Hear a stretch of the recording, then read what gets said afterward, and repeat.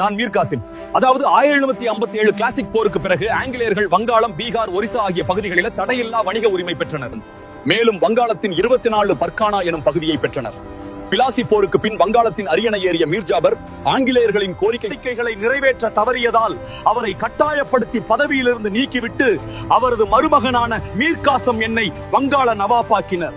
நான் புர்த்வான், மிட்னாபூர், சிட்டகாங் ஆகிய பகுதிகளை ஆங்கிலேயருக்கு வழங்கி மேலும் வங்காளத்தின் தலைநகரை மூர்ஷிதாபாத்திலிருந்து மாங்கிற்கு மாற்றினேன்.